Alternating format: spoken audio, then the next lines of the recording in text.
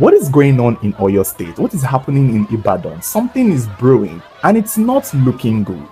It's almost as if it's going to get worse. Just when we're still talking about rescuing the school children that were abducted by bandits, this was the exact moment they said the sister of the former Minister of Power, Mr. Bayo Adelabu, was kidnapped along with her 2 children on their way to school.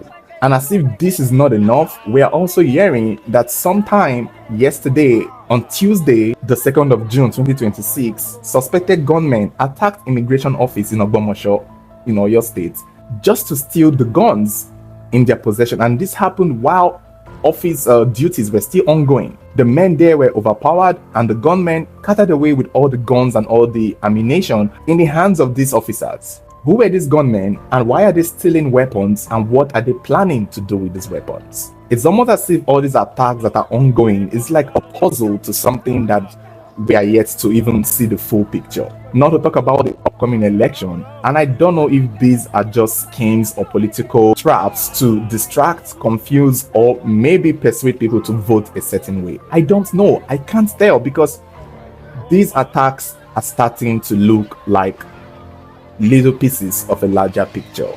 And to think that many people are excited that this has happened to a politician finally, I don't know, it's disturbing to see people excited that a woman and her 2 children have been kidnapped just because she's the sister of a politician. To be honest with you, I don't feel we should be excited for this. Maybe if it was a politician or someone in power that was kidnapped, I would understand.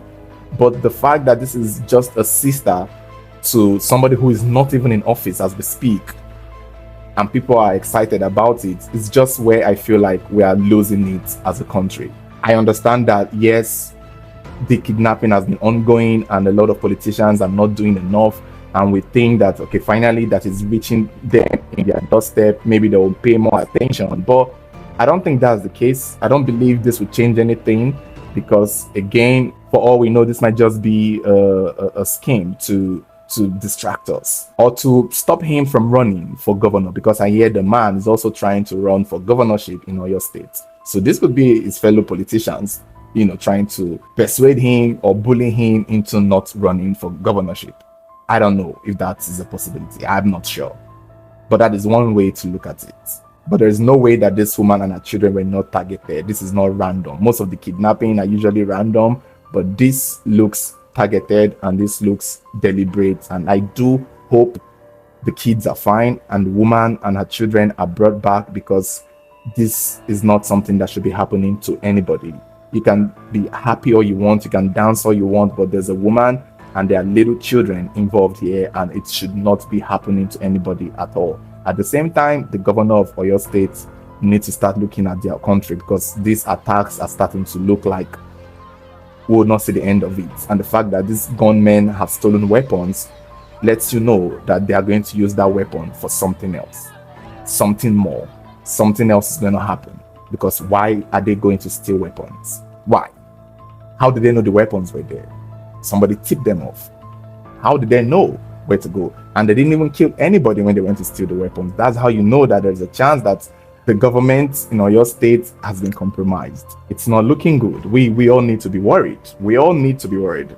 All the neighboring states around Oyo State need to be worried right now, because something is about to go down. Lagos also need to be worried too, because something is happening.